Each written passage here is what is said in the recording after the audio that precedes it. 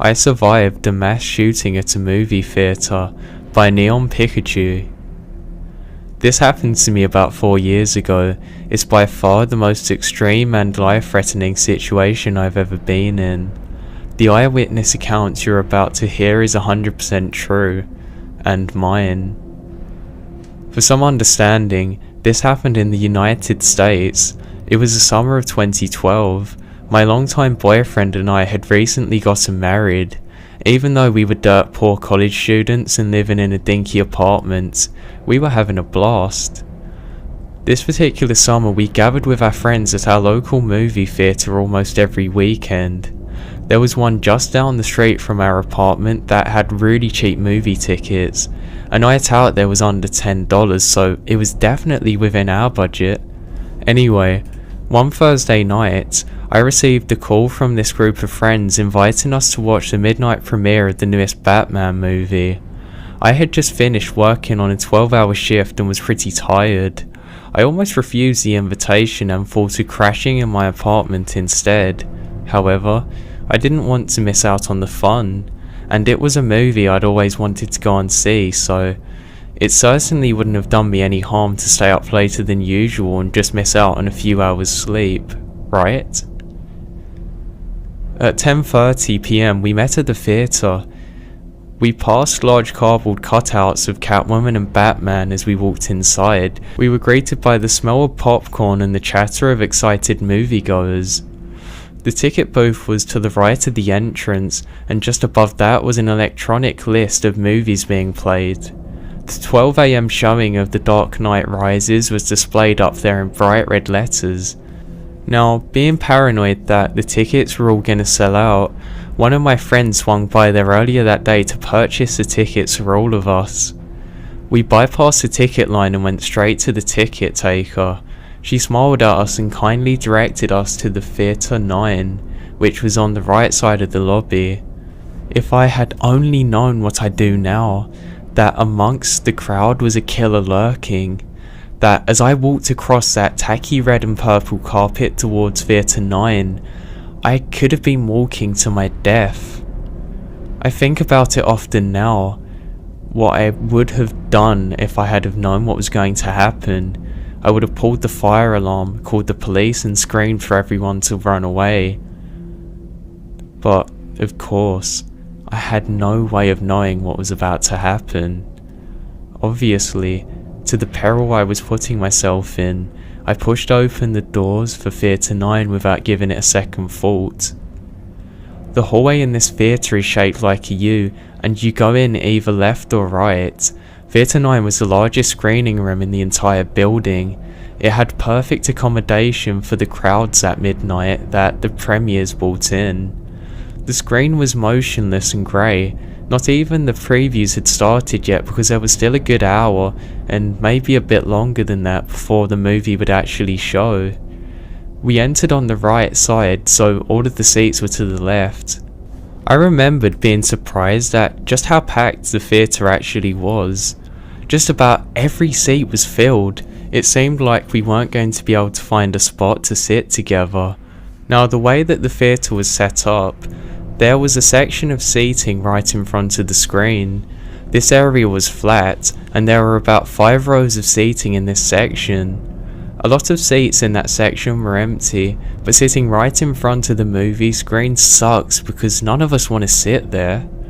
One of my friends then spotted a row with 5 empty seats all next to each other. Perfect for the amount of people we had. These seats were about 3 or 4 rows up from where the seating rows began to elevate. We ran up the stairs before somebody could take the seats and file in. My husband Brock sat in the 5th seat. I sat next to him, and my friend Samantha sat next to me on my right side. Her boyfriend Tommy sat next to her, and another friend named Leo sat in the aisle seat. A few minutes then went by of us just chatting, joking around and laughing. After a while, with my 3 friends going to the lobby to buy drinks and that addictive movie theatre popcorn being gone, Brock and I passed the time by watching people. The theatre was bright since the lights weren't dimmed yet. I could see everyone clearly. There were a lot of people dressed in Batman t-shirts and hoodies. One person even had a mask and one of those shirts with an attached cape on it.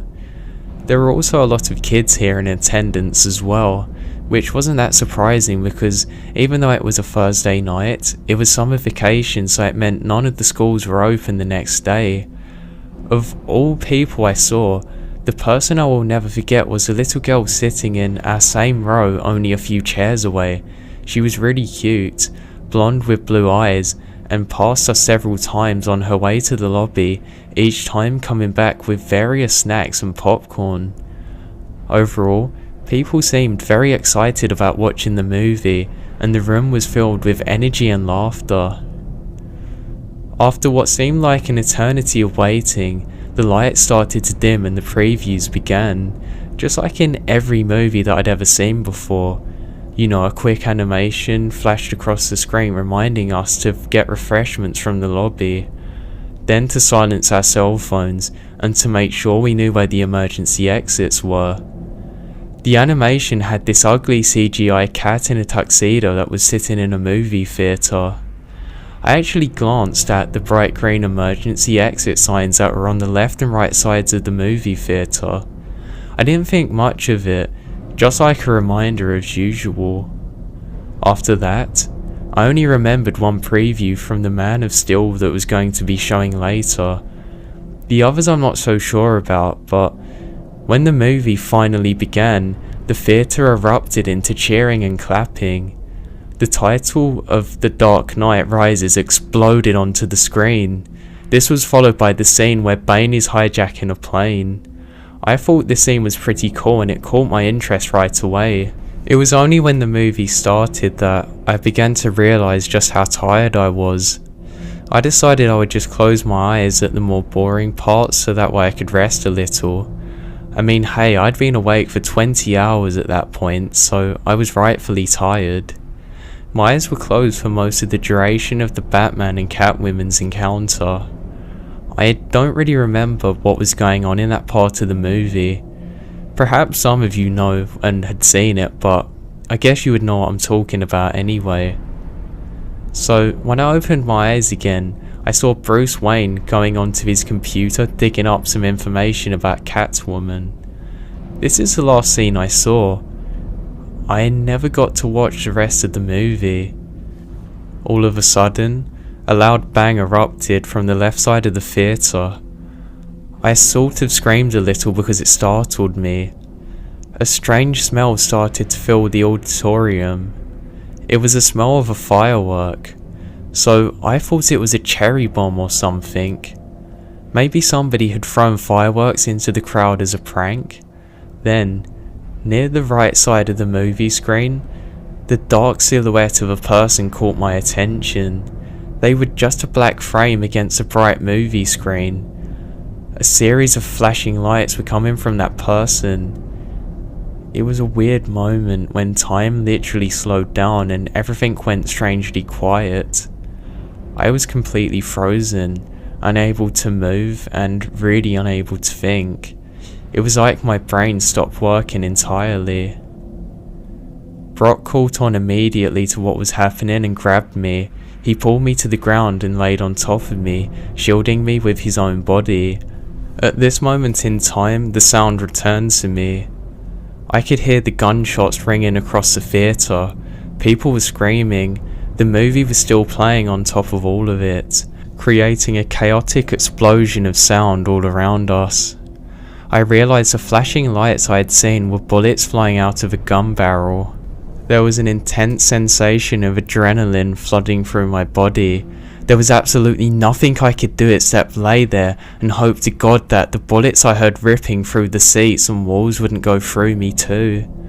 At one point, shrapnel hit my head, cutting off a good chunk of my hair, and as I reached for the spot to make sure it wasn't bleeding, hot pieces of metal fell into my hand. I was lying face up. I could see everything that was happening. The lights from a still playing movie danced across the ceilings and walls. My friends were on the floor with me. Our unfinished bucket of popcorn was spilled across the floor. Leo had his legs sticking into the aisle because there wasn't enough room for him to hide completely behind the seats. At some point, Samantha's water bottle, which had been in a cup holder between our seats, exploded. There was now water splashed all across my face and somewhat on the others around me. The smell of gun smoke was literally overwhelming. Riot-grade tear gas made me cry and caused me to cough uncontrollably. There was another smell too, the horrible metallic smell of blood that I'm never going to forget. I remembered my body lowering, feeling wet all of a sudden.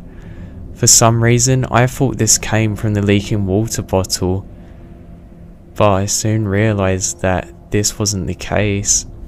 All of a sudden, things suddenly went quiet. The bullets had stopped ripping for some reason. Tommy then shouted, "Let's get out of here!" We took advantage of the opportunity and made a run for it.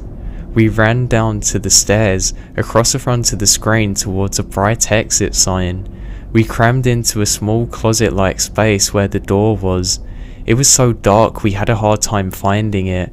We were screaming and slamming onto the walls trying to find the door, blinded by the tear gas and dumbfounded by shock.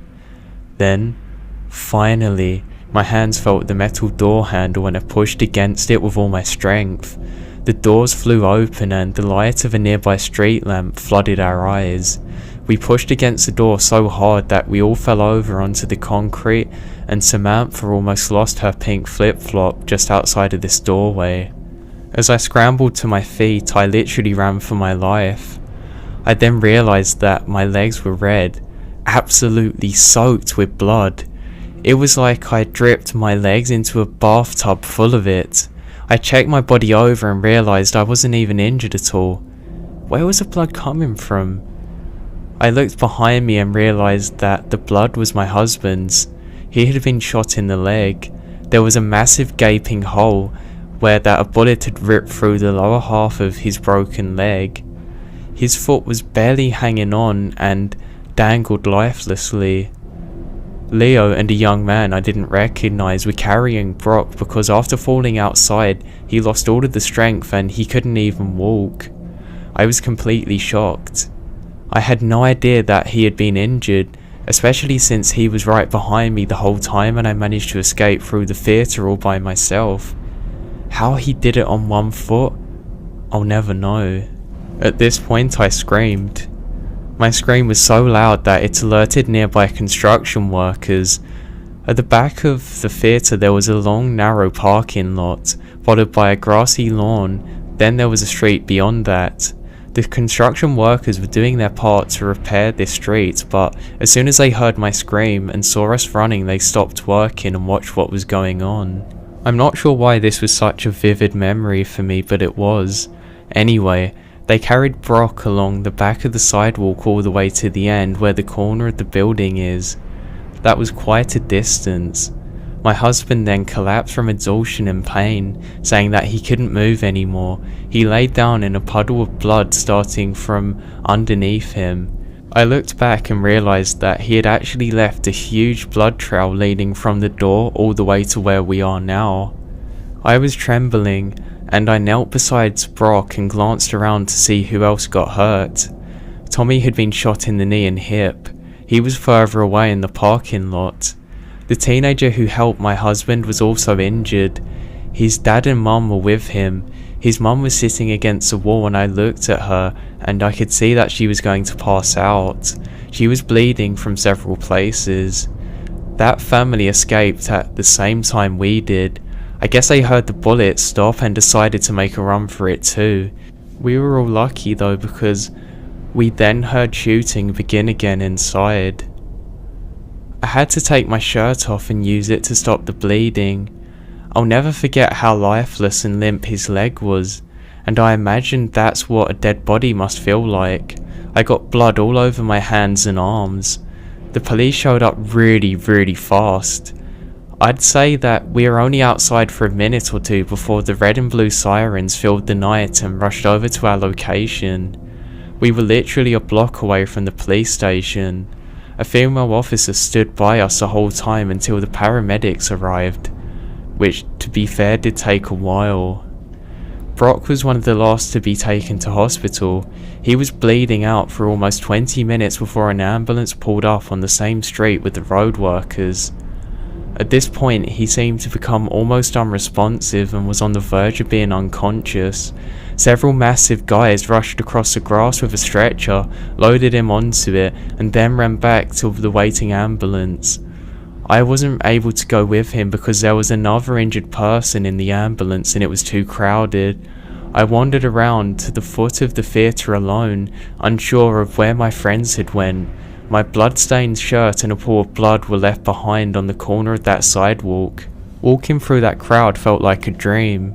I could not believe what had just happened. People were in hysterics, crying. A lot of people such as me were covered in blood, and like me, I'm pretty sure the blood stain in their clothes wasn't their own. A lot of people seemed to notice how lonely and dazed I looked, so they kept me company and offered me a ride to different hospitals to find Brock, because I hadn't been told what hospital he actually went to. I hung around these people for a while as police swarmed the area and asked us what we saw inside the theatre. The whole parking lot was on lockdown and we weren't going to be allowed to leave anytime soon. It was around 2 AM now, so it was very dark outside still, and I was very cold, wearing only an undershirt and shorts. The flashing lights of what looked like 100 red cop cars were blinding. I remembered seeing a big police vehicle pull up that said something like Crime Scene Investigation Unit. I think that's what really made it hit home for me. I started to get sick to my stomach and wanted to vomit, but somehow I could hold it back. Eventually the police started to let people go. I jumped into my truck and booked it out of there. I was in such a panic that I didn't even think about going back to my apartment, grab my cell phone, which I'd already forgotten, and call my parents or somebody else to help me. I was upset, angry, scared. Most of all, I was still in shock. Was I really going to lose Brock only a month shy of our first wedding anniversary because of some psychopath with a gun? Thankfully, by the time dawn rolled around, I found the hospital he was treated in. This was in the next city over, maybe 45 minutes away from the theatre if you're doing the speed limit. I was so happy to be there, and the hospital staff were all welcoming and understanding. After making sure that I was also okay, they said that I would be able to be there in ICU for when he returned from his surgery. I was so glad that he was alive. Brock and Tommy had both survived, though many others weren't as lucky. I found out the following day that 12 people were killed in the shooting and over 70 people got injured. I remember that they thought the first 15 people were killed, but the real number was 12. The little blonde girl sitting in the road did not survive. She died in the theatre no more than a few streets from us. She had been shot multiple times. A heartbroken police officer who cried during his testimony tried unsuccessfully to save her by carrying her out of the theatre and sending her to hospital. Tommy was rushed to a different hospital in the back of a police car. He underwent surgery and made a full recovery. The bullet missed his hip bone and narrowly missed his urinary tract and bladder. According to the surgeons, my husband lost almost half of his blood. Brock made it back into hospital just in time. Any later he wouldn't have made it. He underwent several transfusions and was in hospital for 21 days. The wound to his leg was severe enough that they had to amputate it after trying to save it unsuccessfully. It's been so long since that shooting happened that my husband, friends and I have been able to recover from it somewhat. The event was pretty horrifying and left us scarred for sure. I wouldn't consider that part of the story to be creepy though. No, the creepy part is the shooter himself. I later learned about him from the murder trial that would follow in the coming years. Though my encounter with this man was only very brief, he affected my life greatly. Just to know that people like this exist is truly disturbing. He is certainly one twisted individual that I'd never want to see again. I learned everything from watching this televised trial that took place in early 2015. This guy was going to school for neuroscience or something in California. He was a pretty smart guy. However, for some reason, he had an obsession with killing people, and he had some crazy stalker mentality. After dropping out of his university, he moved to my state and chose my local theatre to commit his mass shooting. Before that, he was planning on hiding along some remote hiking trails up in the mountains, jumping people, pulling them into the woods and killing them there, though he never got to act out on that idea. He stalked my theatre for months and had all this shooting planned out for the night of July 20th. Though I never saw him before this, it's unnerving to think that this guy could have been watching us every time we went to the theatre and we would have never known it. We were completely unaware of what he was plotting. This completely ruined my sense of security, because who knows what the stranger next to you is planning to do. I came very close to the shooter, but I never actually saw his face in person until I was forced to testify in court. Of course I saw his mugshots on television, but of course while I was in the theatre it was dark and I only saw his dark silhouette making a shadow, almost like a demonic figure rendering from the darkest and most sinister nightmare. He was even in that hallway that we ran past towards the emergency exit. The only thing that stopped him from killing us there and then was the fact that he jammed his assault rifle. To commit his crime, he offered a few thousand rounds of ammunition, riot gear, armor, tear gas, an assault rifle and a shotgun. He took pictures of himself which were actually shown in court. He was wearing all of this gear like some sick trophy, holding up these weapons and with this menacing smile. He dyed his hair orange and put in these creepy black contacts while making devilish faces into the camera. Something about that made me sick just by looking at it. Before driving to the theatre with all of his gear in his car, he booby-trapped his entire apartment set to explode if anybody opened the door. Then, once at the theatre, he posed as if a moviegoer and even bought a ticket to the movie. I think his ticket had Theatre 8 on it, which was next door, but the Theatre 9 had more people in it, so he went to number 9 instead. He was in one of them few front rows too. I must have passed him several times in the lobby while he was there. Maybe he had seen me too.